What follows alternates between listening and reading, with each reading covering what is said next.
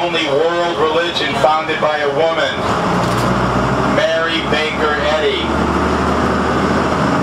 Back in 1866, Mary Baker Eddy took a nasty fall up in her home in Lynn, Massachusetts, about 20 miles north of here. She sustained pretty serious injuries, and apparently she asked for her Bible, and through prayer and meditation, apparently was able to heal herself. She started teaching classes and giving lectures, and in 1879, she obtained a charter for the Christian Science religion. Now, over to the right, I think, is one of the prettiest sights in all of Boston. There's the headquarters for the Christian Science Church. There's the reflective pool.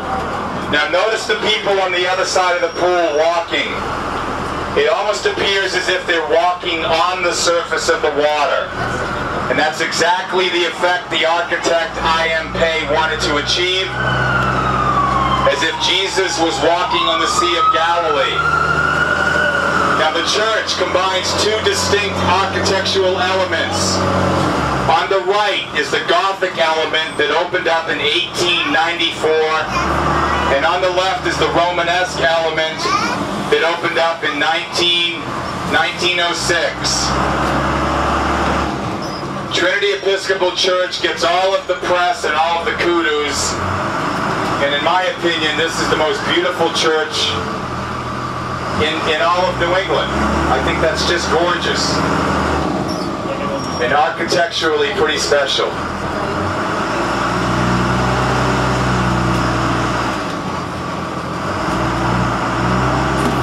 Alright, across the street is Symphony Hall. Boston Symphony Hall across the street there opened up in 1900. The architect Charles Follen McKim and a Harvard physicist by the name of Wallace Sabine, he designed the unique box within a box-like structure inside Symphony Hall that keeps out all the extraneous outdoor noise. We have a relatively new conductor the past 5 or 6 years, James Levine. He replaced Seijiro Ozawa, who had been the conductor for about 25, 30 years. The conductor of the Boston Pops, Keith Lockhart, came to us from the Cleveland Symphony Orchestra. Is anybody getting out at the Midtown Hotel? All right, then the next stop will be the Colonnade. Off in the distance there is a catwalk. I call it the human gerbil cage. Way off in the distance there, and that connects the shops. That connects the shops at Prudential on the left with the shops at Copley Place on the right.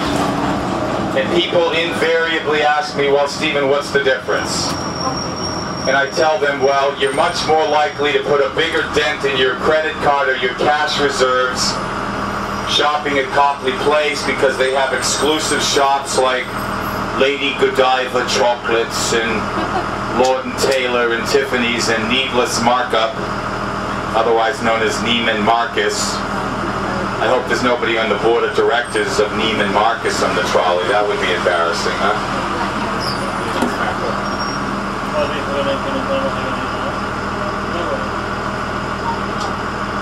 And off to the right, behind the hotels, is the south end of Boston, the oldest and largest historic district in the country. Now the south end had fallen upon really hard times in the 50s and into the 60s. And then this huge urban renewal, gentrification took place, where the south end was all fixed up, a lot of it. And that all culminated really with the opening of these two hotels, the Westin Hotel and the Copley Marriott Hotel. Both of these hotels opened up in 1984. Now I've got a funny little story to tell you about 1984 and the Copley Marriott Hotel. I was working there as a bartender and filling in occasionally as a room service waiter. The Boston Celtics were in the NBA Finals in 1984 against the Los Angeles Lakers. So guess the traveling secretary of the Lakers probably thought it was a good idea to put the Lakers in this brand spanking new hotel. Anybody getting off here at the Copley Marriott? Yes? What are you doing? Back it up, you idiot.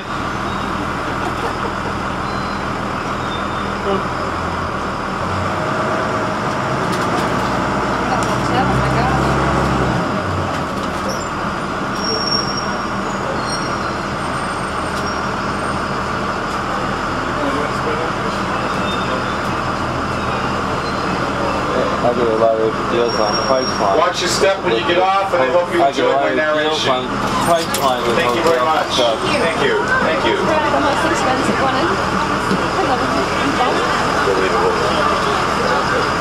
And that hotel. Anybody else getting off? They're booked solid. Yeah, that's it. A lot of rich people.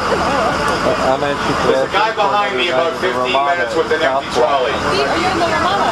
And Southwest. Ma'am, call the number on the thing and complain. On Maurice. Tell them you want your money back. That's what I would do. I don't know what to tell you, ma'am. I'm just the driver trying to give a tour. Is this the... That's a different company, sir. Okay. Orange and green. How many do you have? I think I've got like 2 seats. If the rest of you want to stand in the back of the trolley, I don't know.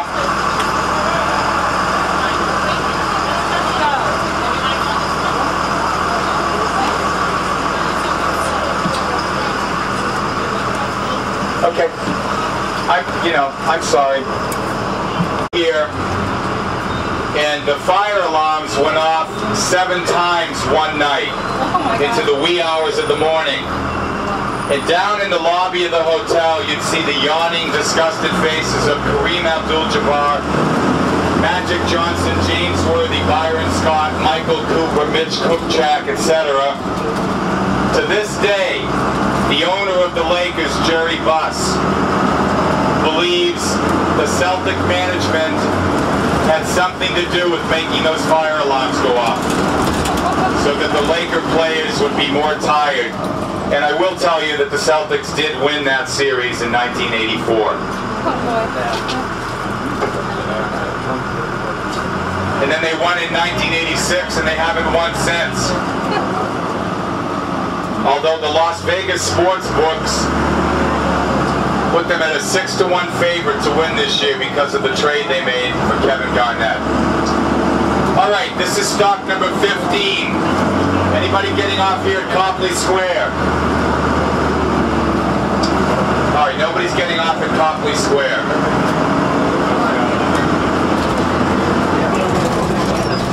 Over to the right is Trinity Episcopal Church. That opened up in 1877.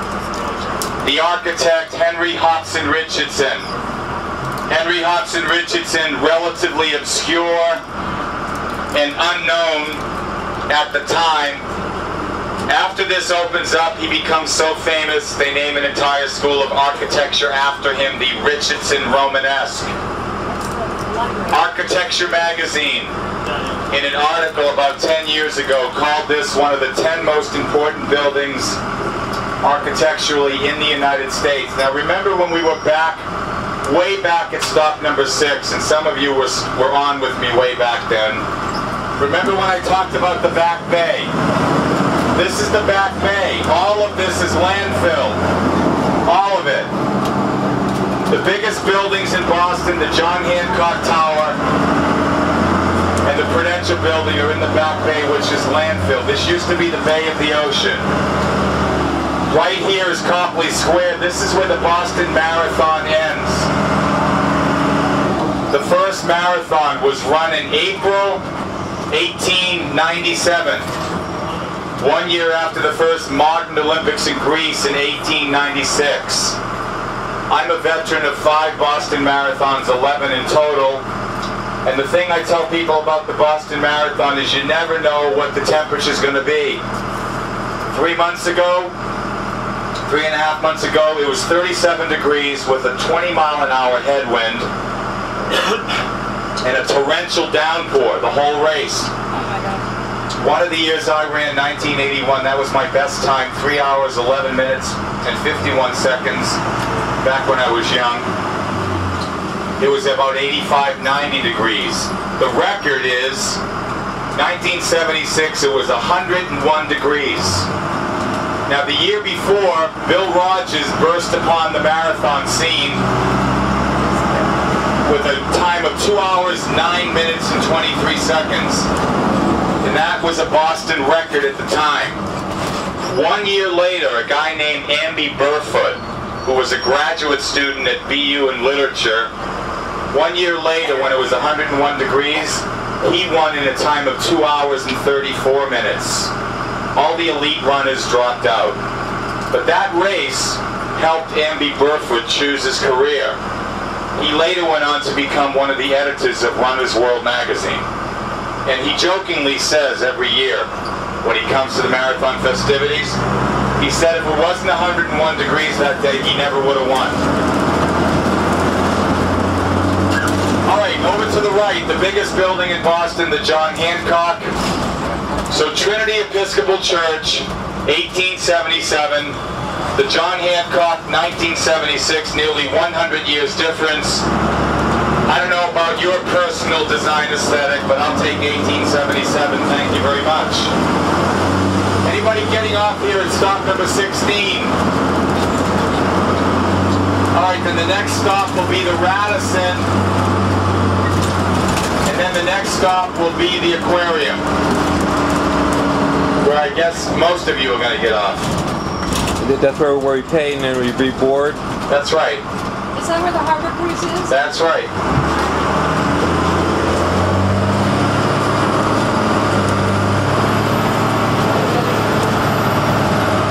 All right, to the right front of the trolley. To the right front of the trolley is Boston's very own castle. That castle opened up in the 1890s. It was built as an armory space to house the cadets, the First Corps cadets. The principal job of the cadets was to protect the governor of the Commonwealth of Massachusetts. The First Corps cadets eventually becomes the National Guard.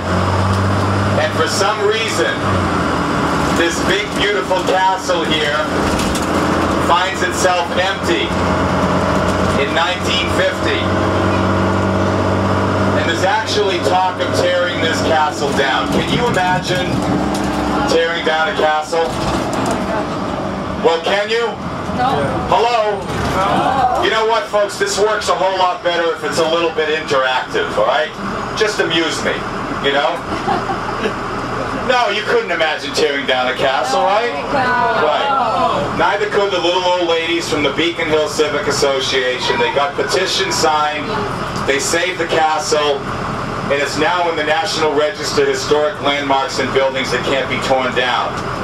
One time, and this young girl here reminds me of it, one time when I said they were going to tear down the castle, I had a little girl sitting right there, and she looked up with the saddest face and she said, "What's going to happen to the king and the queen?"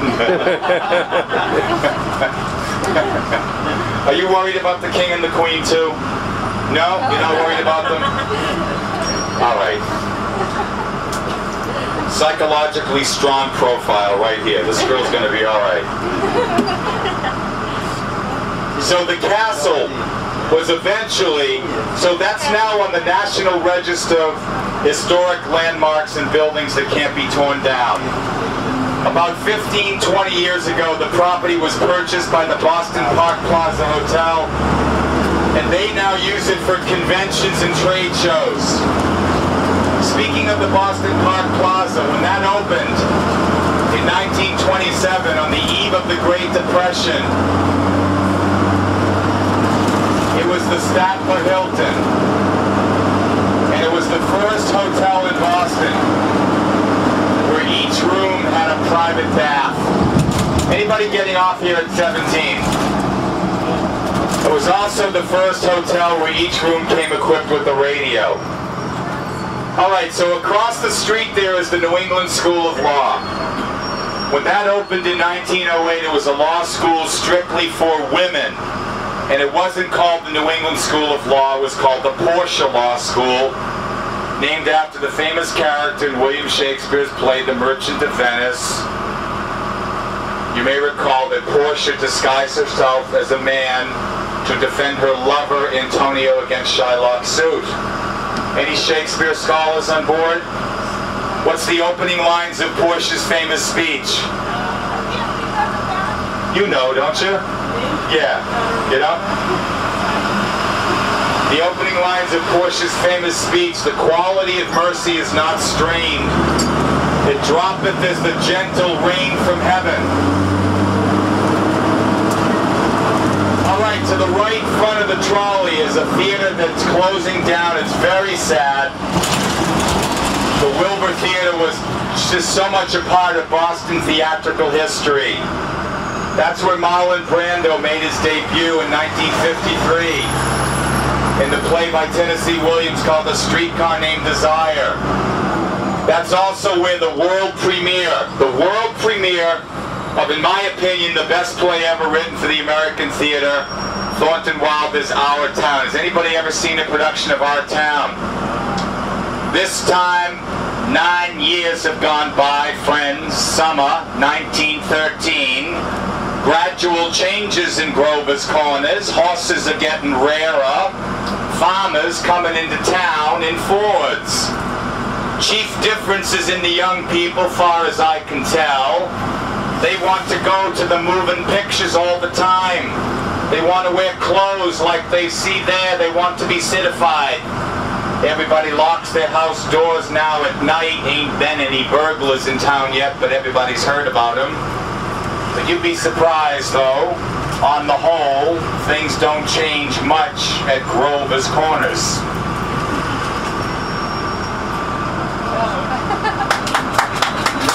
Thank you. By the way, is anybody from the Philadelphia area? Anybody? You guys? Next month, you gotta come and see me. I'm gonna be at the University of Philadelphia School of Performing Arts, the 13th, 14th, 15th, and 16th. I'm doing my one-man Walt Whitman show. Come and check me out. They're paying me really well. I'm psyched. And I have a $75 a day per diem for food. You can't even eat $75 worth of food in a day, unless you want to look like the side of a house. All right, so this is the big theater district. And the Wang Theater there to the right, the Wang Theater. Does anybody remember Wang Computers? You got to be over 50 or close. Excuse me, ma'am. You got to be close to 50 to remember Wang Computers. They competed with IBM. They were a big company. And then when An Wang died, his son was not a good businessman, and he ran the company into the ground. The same as Commodore. Yeah, I mean, it's really, I'll tell you, they had this huge tract of property out in Lowell, Massachusetts, where all their corporate headquarters were. And, you know, after they went into bankruptcy, somebody bought all that land with all those buildings for a very, very low price. It was a, you know, a bankruptcy fire sale type of thing. All right, we just passed by the Jacob Wirth restaurant there on the left, the oldest German restaurant in the country dating back to 1868. And just as soon as we get the light, we're going to be driving through Chinatown. And if you had any confusion about whether or not we were going to be driving through Chinatown, all you need to do is look at the green pagoda off to the left in front of that famous Chinese restaurant, McDonald's. Don't you think the damn licensing commission could have denied a restaurant license to McDonald's in Chinatown? Money talks. All right, the permanent Chinese community got established here way back in 1875 after the completion of the railroads, the Union Pacific and Central Pacific Railroads, which were built almost entirely with Chinese labor.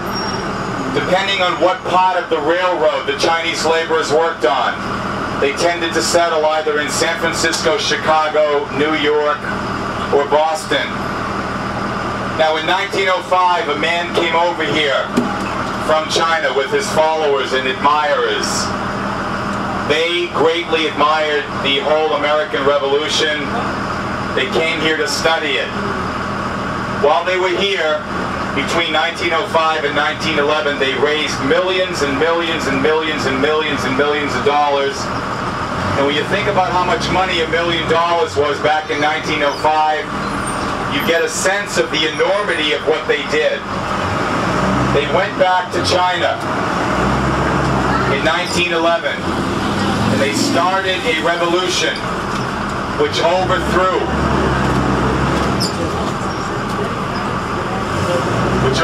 the Qing dynasty, which had ruled in China for over 250 years. The man's name, Dr. Sun Yat-sen. Dr. Sun Yat-sen. Now, a very famous poet lived in Chinatown. Lebanese poet. He wrote a book called The Prophet. Who's that? Anybody? You know, you guys really need to read a little more. You know what I mean? I mean, turn the televisions off. Khalil Gibran, very good. You win the booby prize. That's lunch with me.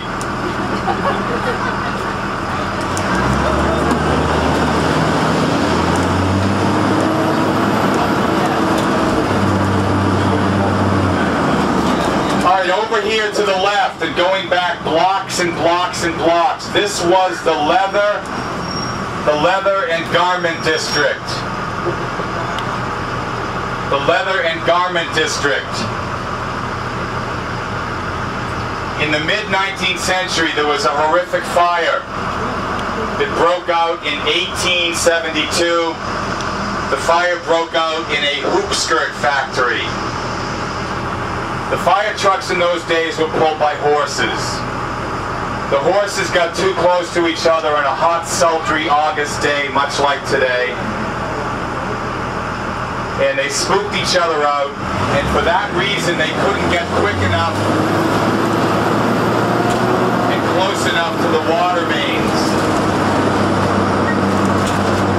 And when they did, the water mains that day weren't producing very much water. So very, very, very quickly, 770 wooden buildings went up in flames in about a 45-acre area of land. The Great Fire of 1872, it was not started by Mrs. Murphy's cow. All right. Straight ahead of us is Boston's financial district. After this Great Fire of 1872, the whole area down here slowly begins to re-emerge as Boston's financial district. 1 out of every 6 jobs in Massachusetts is in Boston, and they say 1 out of every 12 jobs in Boston has to do with the financial industry.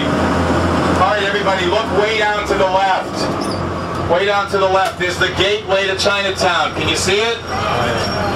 That was a gift from the Republic of Taiwan in honor of Dr. Sun Yat-sen.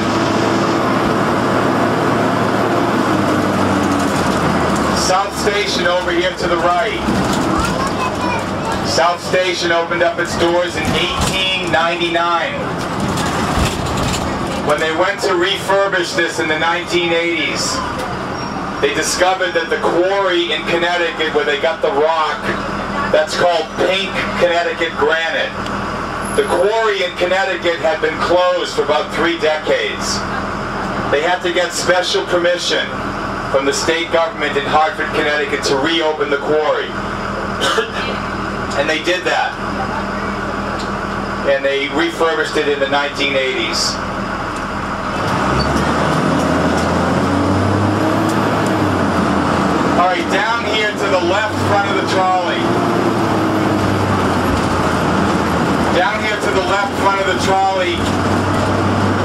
Boston Harbor Hotel with the archway. That Boston Harbor Hotel opened up in 1984. Now that's roughly the area, not exactly. That's roughly the area of Griffin's Wharf. Griffin's Wharf is where the three British ships, the Beaver, the Dartmouth, and the Eleanor, it's where those three British ships landed in late November 1773 filled with tea. The colonists were told they had 2 to 3 weeks to unload the cargo and accept the tea. They didn't want to do that because they didn't want to have to pay the exorbitant hefty tax.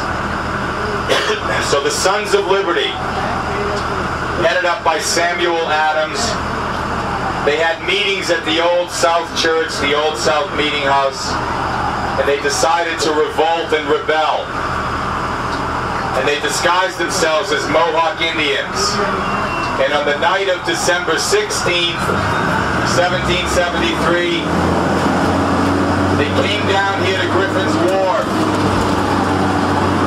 and they dumped all of the tea into the harbor, a day known as the Boston Tea Party. Well, the tea was owned by the East India Tea Company. The controlling interest of that was, who do you think? Anybody want to guess? The king, King George III himself.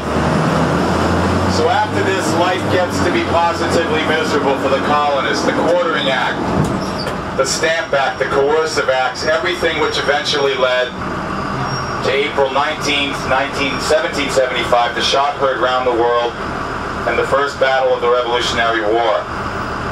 Now, Pulitzer Prize-winning historian David McCullough, in his book, 1776, he poses some interesting questions that I think we should all ponder as Americans. He says, what if the Crown and Parliament had simply been smart enough, and he even uses that language, what if they'd been smart enough to recognize us and give us seats in their government? And isn't that what we wanted? James Otis said taxation without representation is tyranny. McCullough seems to think that maybe, just maybe, the Revolutionary War might have been averted. And who knows, we might all still be singing Rule Britannia. I'm kind of glad things worked out the way they did, frankly.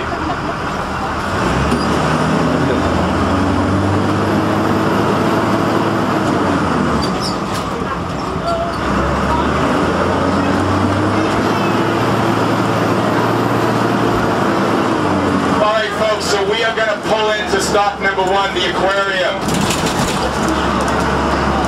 The last thing I like to do is hopefully have a little bit of fun. You are all in Boston, so you should learn how to talk with a Boston accent. Right behind these buildings is not the Boston Harbor, it's the harbor, Boston Harbor. Right, and you don't park the car in the Harvard Yard. You park the car in the Harvard Yard. Essentially, you accentuate the A's and you drop the R's. So everybody once, just try it to amuse me. Ready? Park the car in the Harvard Yard. Ready? Park the car in the Harvard Yard. All right, we are pulling into stop number 1. I'm getting a much-deserved lunch break. Stay in your seats.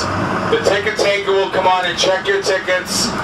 Then you can get off. Those of you that need to buy tickets that have vouchers, you can do that there at the booth. And I hope you enjoyed my narration and my tour. And if you've been with me the whole time, I'll leave you with some words of T.S. Eliot. At the end of all of our exploring, we will arrive at the place where we began and know it for the first time. All right, here comes Billy. Here comes Uncle Billy.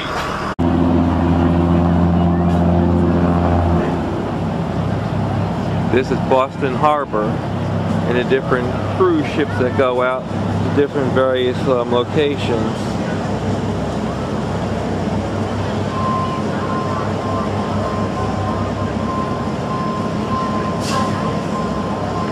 That's the aquarium in the background.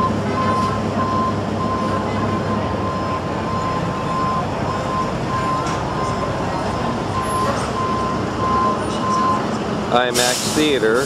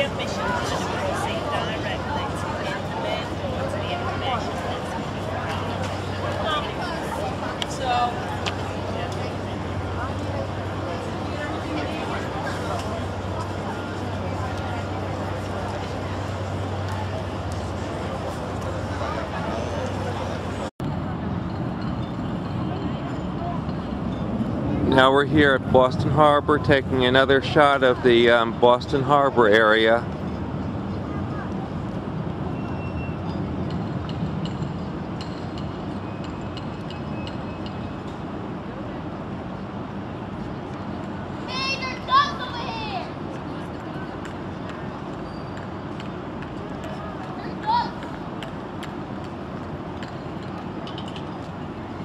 If you see right across from there, across from Boston Harbor, is Logan International Airport, the busiest airport in Boston. The planes actually take off through the ocean.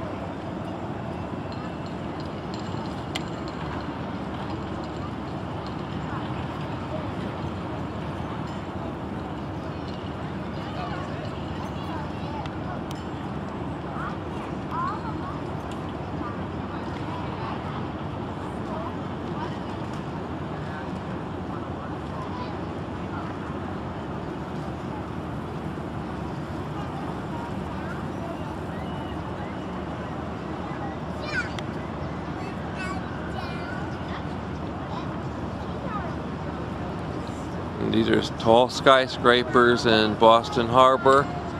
Goes up, up, up, up, and up.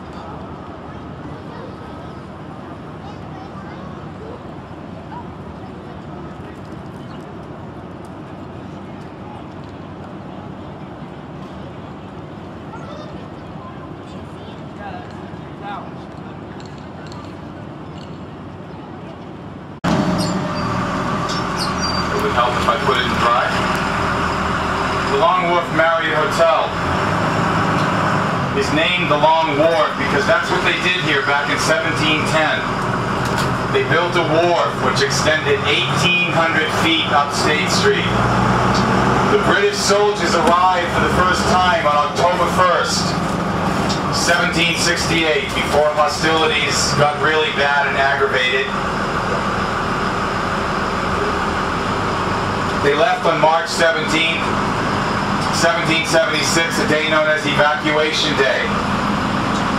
They left because Colonel Knox and his men went up to northern New York, Fort Ticonderoga, and they retrieved 27 cannons, which had been abandoned after the French and Indian War. This was a clandestine operation. The British knew nothing about it. Knox and his men had to wait for Lake Champlain to freeze over with ice.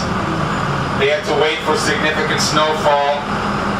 And over the course of 9 months, on specially built sleds, they slowly brought the cannons down here to Boston Harbor. They pointed them at the British fleet, and the British fleet had no choice but to leave. A lot of historians will tell you that was one of the major turning points in the Revolutionary War, when the British had to leave Boston Harbor and go to New York Harbor. Over to the right, behind that wrought iron fence, that's the Rose Fitzgerald Kennedy Memorial Rose Garden. Rose Kennedy, the matriarch of the Kennedy family, was born here in Boston's North End in 1890. She died in 1995. She lived to be 104. As a young girl growing up in Boston here, Rose was no stranger to politics. Her father, John Fitzgerald, Honey Fitz, was the mayor of Boston on several different occasions. And as a young girl, it was not unusual for Rose to follow her father around on the campaign trail.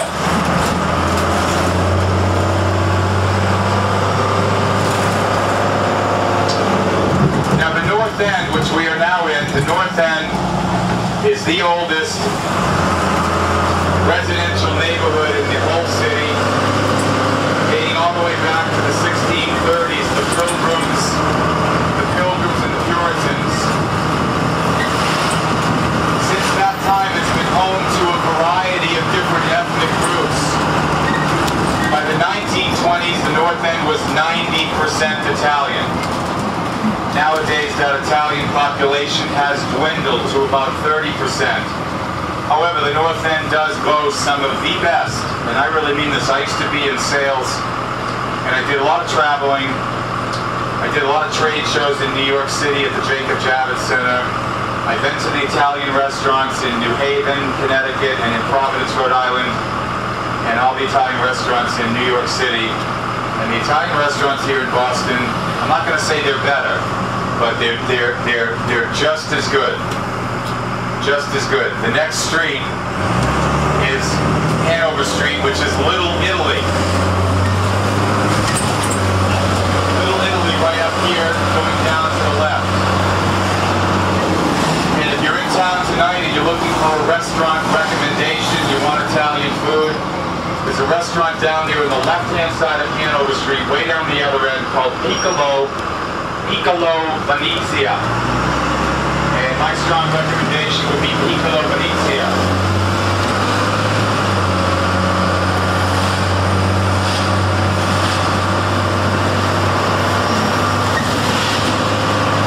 So the North End, by the mid-1700s, all along Commercial Street here, there were small shopkeepers, artisans, craftspeople. The most notable was a man by the name of Paul Revere. Paul Revere bought a home in 1770 on land that was owned by Increase Mather. Increase Mather, the father of Cotton Mather, the famous puritanical Calvinist preaching family. Paul Revere had 8 children with his first wife, Sarah Warren. Shortly after the birth of their 8th child, Sarah died, complications of childbirth, and Paul married Rachel Walker 7 months later, Morgan had another 8 children with her. Anybody getting off in the North End? So over a 29-year period, Paul Revere had 16 children. 16, think about that. And some people still want to insist that George Washington was the father of the country. Now, to support this large, prodigious family, Paul Revere does a number of different things. He's a goldsmith, a silversmith, a coppersmith. He's a bell caster and a bell founder. But his most famous job, and the one we all know him for, is as a courier for the Sons of Liberty. And in that capacity, at age 40, Paul Revere takes his famous midnight ride out to the Concord, Lexington area.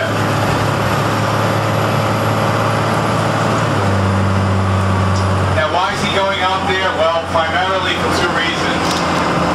To warn John Hancock and Samuel Adams by now wanted the treason. To warn them, but also to warn the militia. The colonials knew hostilities were imminent. They knew it was just a matter of time before there'd be bloodshed. So Paul Revere makes his famous midnight ride on April 18, 1775. In case there's a backup plan, in case there's a problem, there's a backup plan that calls for another man, William Dawes, to make essentially the same ride from a different part of Boston called the Boston Neck. Well, ironically, both William Dawes and Paul Revere are detained by British patrol. Their horses are confiscated, and they are forced to walk the 6 miles from Lexington to Concord. The man that really makes it all the way out there to warn people is a man by the name of Dr. Samuel Prescott.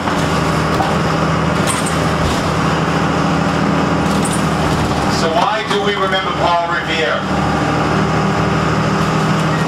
Well, I tell people it's because he had a hell of a press agent. 86 years after the famous midnight ride, the poet Henry Wadsworth Longfellow pens the poem which begins, "Listen, my children, and you shall hear of the midnight ride of Paul Revere." If you look there through the grating, there she is, the USS Constitution, the oldest active commissioned warship in the Navy, granted a permanent active commission by an act of Congress in 1950.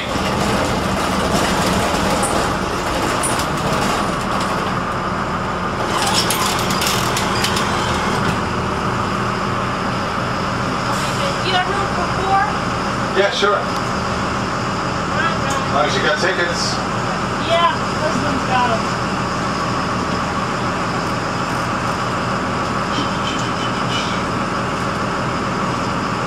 Okay.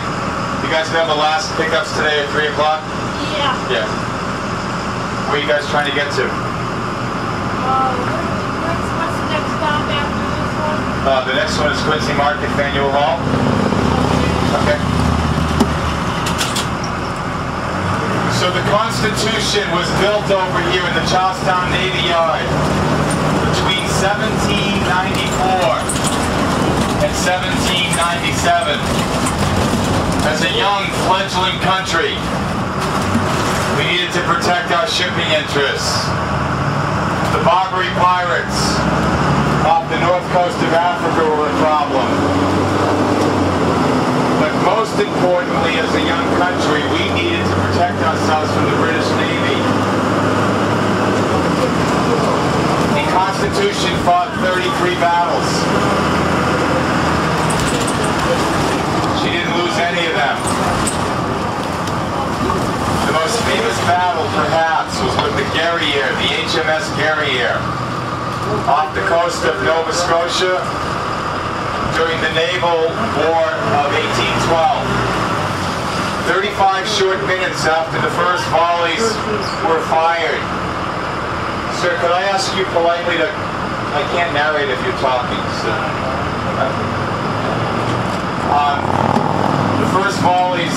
35 minutes after the first volleys were fired, the Guerriere sank. And survivors from the Guerriere were heard to remark that the cannonballs bounced off the sides of the Constitution as if she were made of iron. Hence the nickname Old Ironsides. In fact, the sides were made... Did you guys just tour the ship?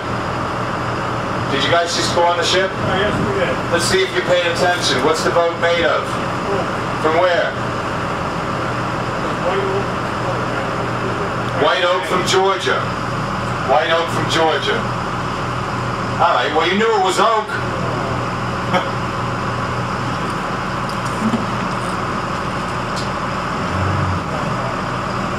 To the right front of the trolley, the Bunker Hill Monument, the Battle of Bunker Hill, June 17th, 1775. When the British troops arrived early that morning, they're baffled and confused. Their intelligence reports have told them that the land is flat, when indeed it was hilly terrain.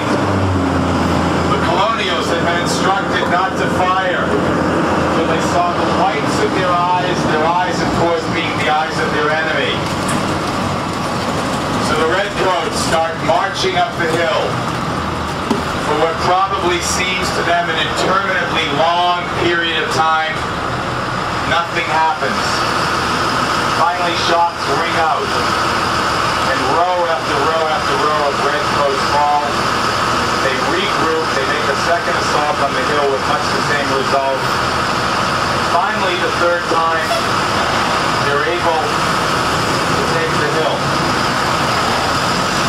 Now, in the history books, it goes down as a victory for the British. But it was truly a moral victory for the colonial soldiers. The real reason they retreated was they ran out of gunpowder and ammunition. 1,034 British troops and officers lost their lives that day, and I believe it was 402 colonial soldiers lost theirs.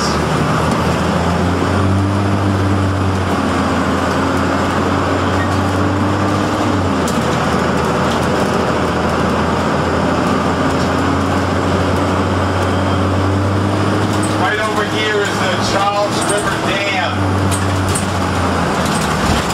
The dam right here is capable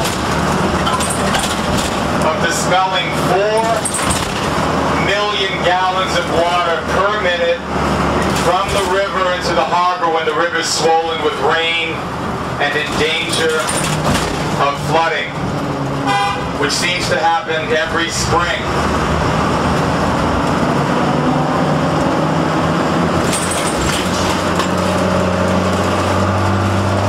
Over here to the left, the big building with the number 585 over there to the left.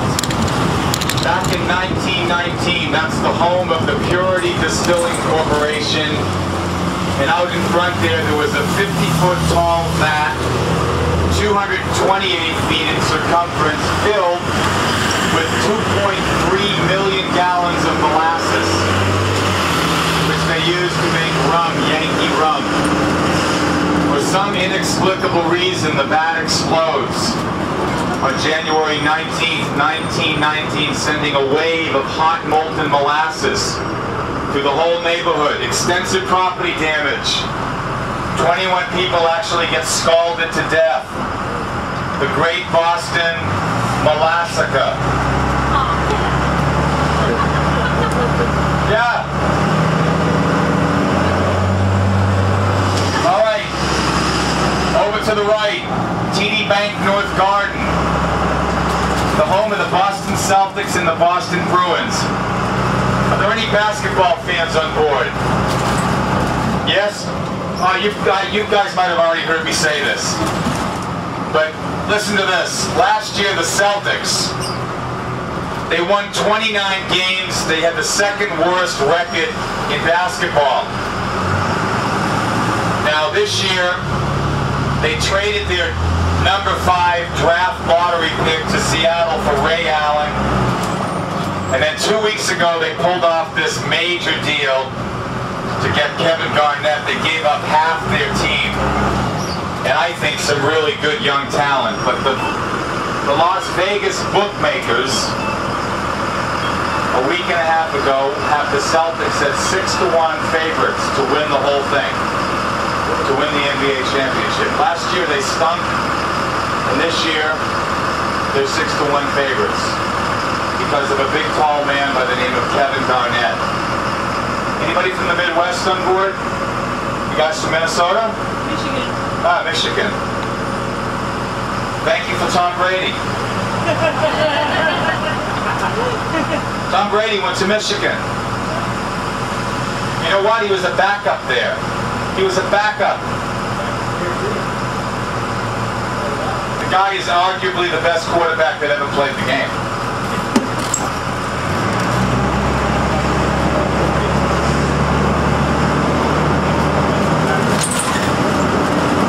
So one of these days I want to get to the Upper Peninsula. Oh yeah.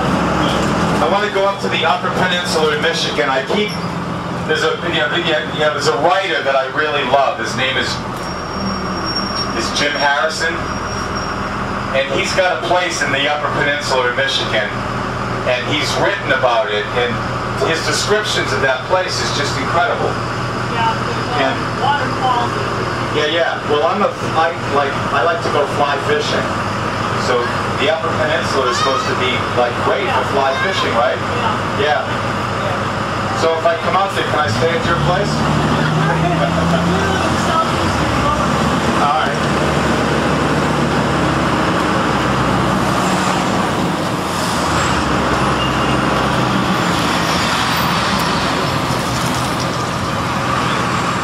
All right, we're going to make a left-hand turn here and get down Merrimack Street.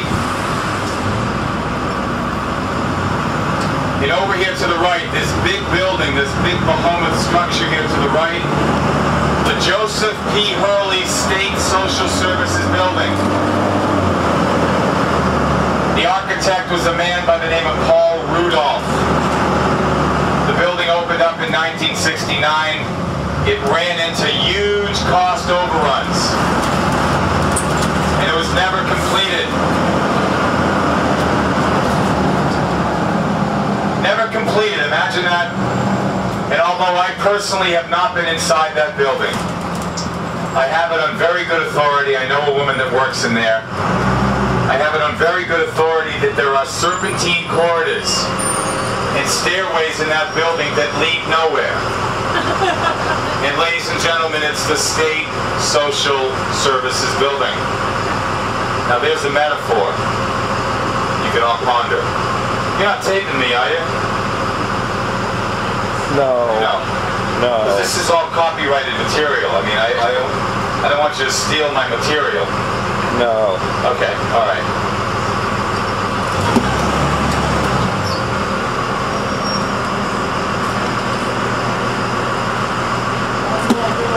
Ernie, how are you?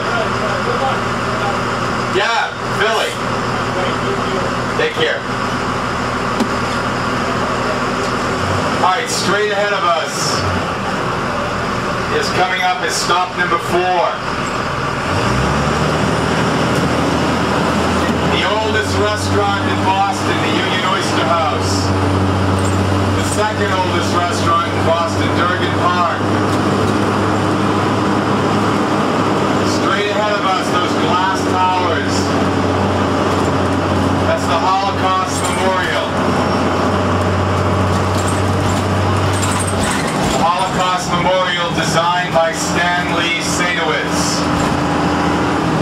Each tower represents one of the smokestacks in the concentration camps in Nazi Germany and Poland.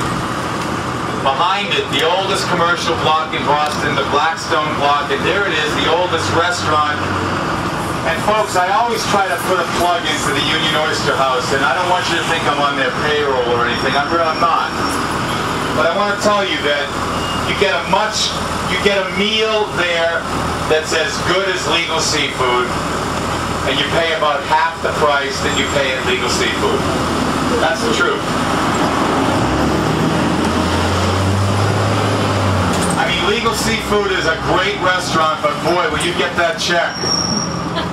when you get that check from Legal Seafood, your eyes pop a little bit. Has anybody eaten illegal seafood? Lunch. Yeah. What'd you pay for lunch? I think it was like $80. For how many? For how many? The two of you. $80 for lunch. That's outrageous. It was good. She's laughing. $80. They're on a company expense account. All right, behind the clump of trees over there to the left is the Cradle of Liberty. Faneuil Hall, the Cradle of Liberty. Donated to the city of Boston by the wealthy merchant Peter Faneuil. Peter's only stipulation was that it not be used for religious ceremonies or weddings. The founding fathers of this country had a very, very clear notion that they wanted to separate church and state. The statue in front of the Cradle of Liberty, Faneuil Hall, is Samuel Adams. Sam Adams. And behind Faneuil Hall is Quincy Market. Quincy Market is where the second oldest restaurant in Boston is, Jurgen Park. Right around the corner here is stop number 4. Anybody getting off?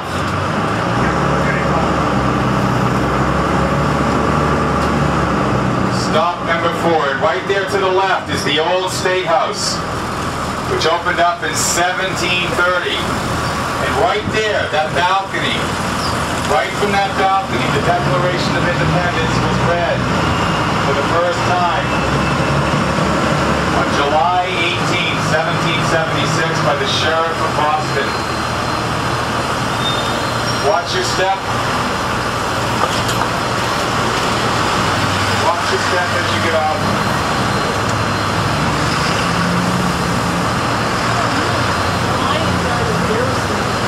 Oh, I know. They're an embarrassment to the National Football League. Yeah.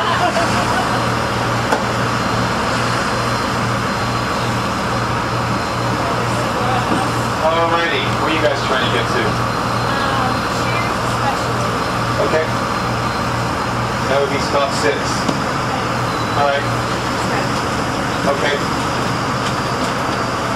Alrighty. One more back. Okay. Alright. Yeah. Alrighty. White hat. Okay.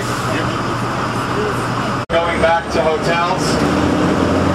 If anybody is taking, I will be going back, if anybody wants to, I will be going back to the aquarium. This is stop number 4, but once I get back to the aquarium, that's it. So, as we go through these stops now, just please be aware this is the last time you're going to see them.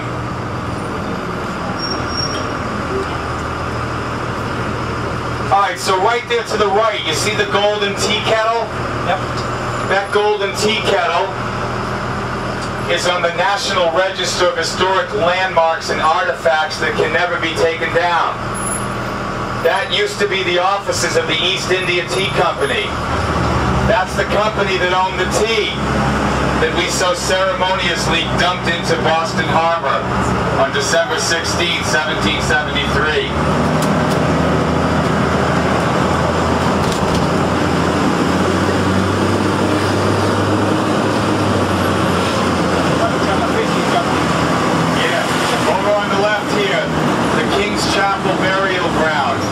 The second oldest in the city, Mary Chilton, the first woman to get off the Mayflower at Plymouth Rock.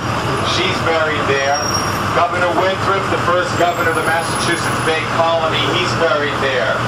Elizabeth Payne, said to be the inspiration for the character Hester Prynne in Nathaniel Hawthorne's novel, she's buried there. Why do they call it King's Chapel? It was the first Anglican church for the British officers and their wives. After the Revolutionary War, as you may imagine, the Anglican Church is not very popular.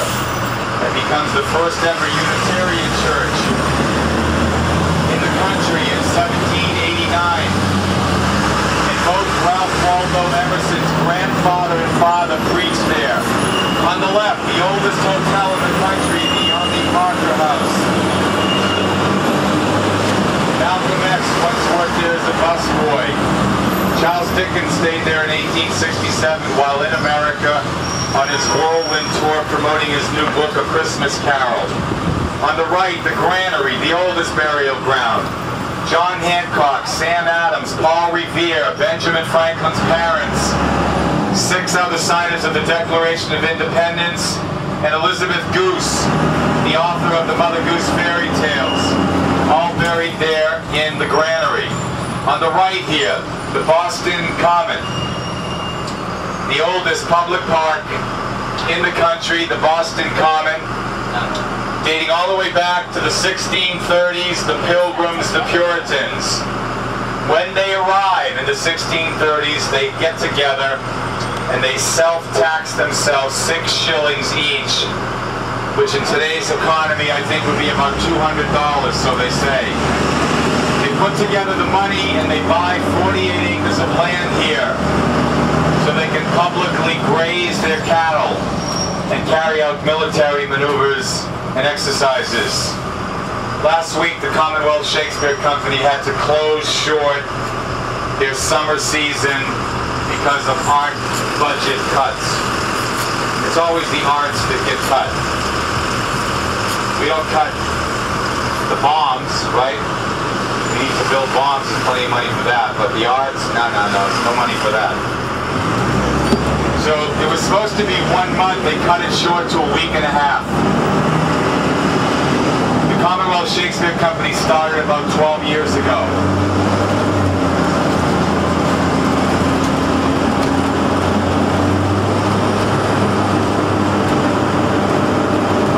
Stone squat buildings down here. These stone squat buildings on the right.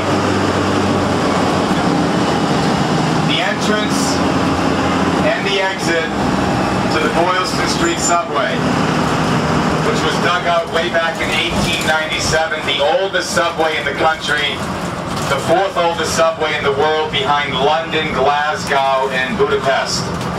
Now, in the late 1940s, the MTA, the Mass Transit Authority, they raised the fare from 10 cents to 15 cents. They actually set up exit turnstiles. You had to pay a nickel to get off the train after you paid a dime to get on. People were positively outraged.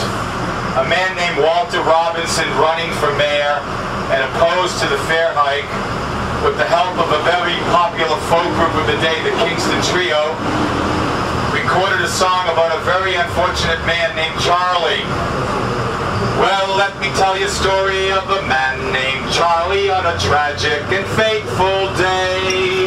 He put 10 cents in his pocket, kissed his wife and family, went to ride on the MTA. Oh, will he ever return? No, he'll never return. And his fate is still unlearned. He may rot forever neath the streets of Boston. He's a man who never returns. Well, the second verse goes on to tell you how his wife met him every day at the Scully Square station, and into the open window of the train, she gave him a sandwich. Why the hell didn't she give him the nickel to get off the train? I'll tell you why. The marriage was on the rocks. They were heading for divorce court anyway. She wanted to keep Charlie right where he was in the train. Anybody getting off here at the Courtyard Marriott? Courtyard Marriott. Going once, going twice. Gone. Cheers is the next stop.